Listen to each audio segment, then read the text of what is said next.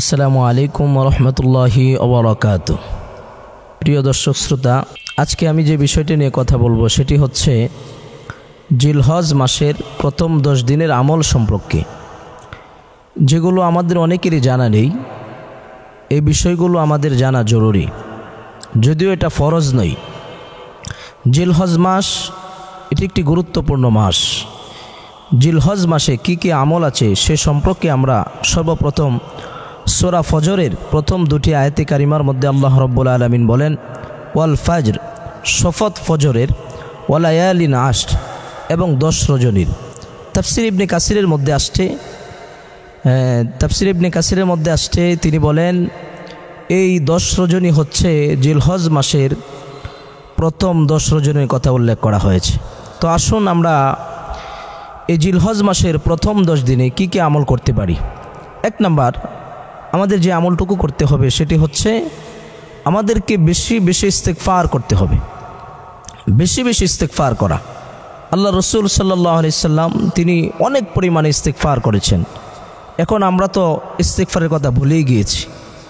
আমরা শুধু মনে করি ইমাম সাহেব সালাম ফিরাবার পরে আসসালামু আলাইকুম রহমতুল্লাহ, আসসালামু আলাইকুম রহমতুল্লাহ, সালাম ফিরাবার পরে আমরা কিছু মুসল্লি বা কিছু মানুষ আছি সঙ্গে সঙ্গে আমরা আস্তাগফিরুল্লাহ আস্তাগফিরুল্লাহ, মানে নামাজ পড়ার পরে সেটা গুনার কাজ করেছে। অথচ সর্বপ্রথম সে বলবে আল্লাহু আকবার, আল্লাহু আকবার, এই তাসবিহগুলি পড়বে, সুবহানাল্লাহ, আলহামদুলিল্লাহ পড়বে, এরপরে ইস্তিগফার করবে। কিন্তু আমাদের এটা অভ্যাস হয়ে গেছে। যাই হোক, আমাদেরকে বেশি বেশি ইস্তিগফার করতে হবে। আস্তাগফিরুল্লাহ রাব্বি মিন কুল্লি যামবি ওয়া আতুবু ইলাইহি লা হাওলা ওয়ালা কুওয়াতা ইল্লা বিল্লাহিল আলিয়্যিল আযীম। ইস্তিগফারটা আমরা বেশি বেশি করব, বেশি বেশি আল্লাহ তাআলার কাছে ক্ষমা চাইব। 2 নাম্বার, আমাদের যে আমলটুকু করতে হবে সে আমলটি হচ্ছে আমাদেরকে আপনার 2 নম্বরে রোজা রাখা। জিলহজ মাসের আরাফার দিন 9 তারিখে একটি রোজা রাখা। রাসূল করিম সাল্লাল্লাহু আলাইহি ওয়াসাল্লাম বলেন, কেউ যদি আরাফার দিনে রোজা রাখে তাহলে তার সামনে 1 বছর এবং পিছনে 1 বছরের সমস্ত গুনাহগুলি আল্লাহ তাআলা তাকে মাফ করে দিবেন। এজন্য ভাই আমাদেরকে বিষয়টি খুবই খেয়াল রাখতে হবে। 3 নাম্বার যে আমলটুকু আমাদেরকে করতে হবে সেটি হচ্ছে আমাদেরকে বেশি বেশি তাকবীর পাঠ করতে হবে। বেশি বেশি আমরা এই তাকবীরগুলি পাঠ করব। পুরুষ যারা জোরে জোরে পড়ব, মহিলা যারা আস্তে আস্তে পড়ব, আমরা এই তাকবীরগুলি পড়ব। আল্লাহু আকবার, আল্লাহু আকবার, লা ইলাহা ইল্লাল্লাহু, আল্লাহু আকবার, আল্লাহু আকবার, ওয়ালিল্লাহিল হামদ। এই তাকবীরটা আমরা বেশি বেশি পড়ব, বেশি বেশি পড়ব। এই তাকবীরটা কোথায় থেকে আসছে সেই বিষয়ে যদি আমরা আলোচনা করতে যাই সেটা লম্বা হয়ে যাবে। এজন্য আমি সংক্ষিপ্তভাবেই জিলহজ মাসের প্রথম 10 দিন আমরা কি কি আমল করতে পারি। প্রিয় ভাইরা, 4 নম্বরে যে আমলটুকু আমরা করব সেটি হচ্ছে বেশি বেশি নফল নামাজ পড়ব। বেশি বেশি নফল নামাজ। আমরা এখন নফল নামাজ পড়ব তো দূরের কথা, আমরা ফরজ নামাজে এখন ভুলে গিয়েছি। সমাজে মসজিদগুলোর দিকে তাকালে বোঝা যায় এই সমাজের মানুষ নামাজ থেকে কি পরিমাণ গাফেল। এজন্য আমাদের সকলের উচিত আমরা বেশি বেশি বেশি বেশি নফল নামাজ পড়া। নফল নামাজের মধ্যে একটি শান্তি আছে। নামাজ পড়ার মাধ্যমে আল্লাহ রাব্বুল আলামিন 5টি পুরস্কার এই উম্মতকে দান করবেন, আল্লাহ তার বান্দাদেরকে দান করবেন। সেটি হচ্ছে 1 নাম্বার, রিজিকের অভাব আল্লাহ দূর করে দেবেন। এই ঘটনাও আসছে হযরত আলী রাদিয়াল্লাহু তাআলা আনহু থেকে ঘটনা আসছে, সাহাবায়ে কেরাম থেকে ঘটনা আসছে যে এক সাহাবীর ঘরে খাবার নাই। আল্লাহ রসুল বললেন যাও নামাজ পড়ো। তিনি নামাজ পড়লেন। আবার বললেন যাও আবার নামাজ পড়ো, আবার নামাজ পড়ো। তৃতীয়বার ঘরে গিয়ে দেখলেন যে আগে জাতাকল ছিল সেটা অটোমেটিক ঘুরতেছে এবং ওখান থেকে অটোমেটিক আটা বের হচ্ছে। প্রিয় ভাইরা, নামাজ একটি গুরুত্বপূর্ণ আমল।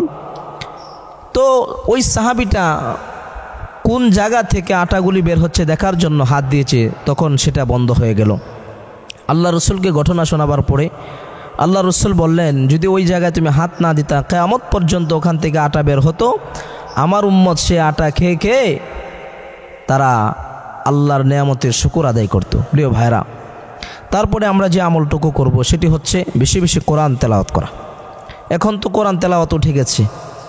আগে ছোটোবেলা দেখতাম ফজরের নামাজের পরে মসজিদগুলো থেকে আপনার বিশাল কোরআন তেলাওয়াতের আওয়াজ আসতো, বাচ্চারা চিৎকার করে পড়তো। আর এখন প্রতিটা ঘর থেকে ফজরে পড়ে কোরআন তেলাওয়াত তো দূরের কথা, মুরব্বীদের তেলাওয়াত তো দূরের কথা, সবার ঘর থেকে এখন ঘুমের আওয়াজ আসে।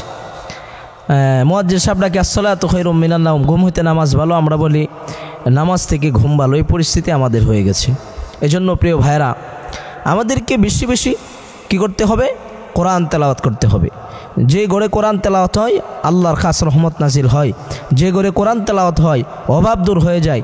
যে ঘরে কোরআন তেলাওয়াত হয়, যে জবান কোরআন তেলাওয়াত করে তার দিল পরিষ্কার তো হয়, তার ঈমান তাজা হয়।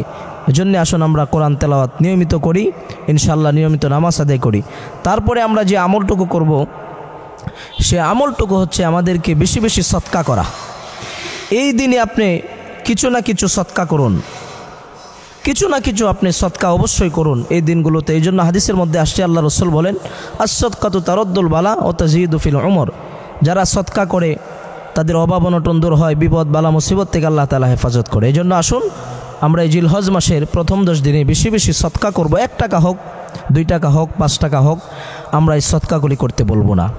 তারপরে যে আমলটুকু আমরা করব, সে আমলটি হচ্ছে কোরবানির বিষয়। কোরবানি করা, যাদের সামর্থ্য আছে তারা কোরবানি করব। কোরবানি করাটা ওয়াজিব, সামর্থ্য অনুযায়ী কোরবানি করব। এবং আরও একটি আমল করতে পারি, সে আমলটি হচ্ছে আমরা যারা কোরবানি দিব জিলহজ মাসের এই 10 দিন আমরা চুল এবং হাত পায়ের নখ কাটবো না।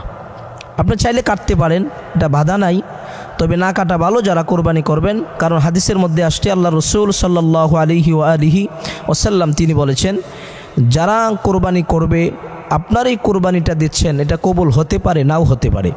কারণ কোরআন কারীমের মধ্যে আল্লাহ রাব্বুল আলামিন বলেন, লা ইয়ানালুল্লাহু লুহুমুহা ওয়ালা দিমাউহা ওয়ালাকিন ইয়ানালুহুত তাকওয়া মিনকুম।